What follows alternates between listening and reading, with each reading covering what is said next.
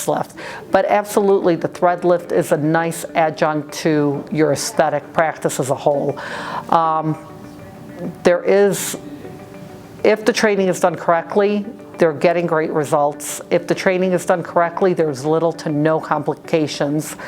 Even the infection rate is so minimal that there'd be no reason to prophylactically give people antibiotics. Oh, we're seeing emergency med doctors, we're seeing anesthesiologists, we're seeing all levels of physicians starting med spas, because unfortunately there's not much money in medicine anymore.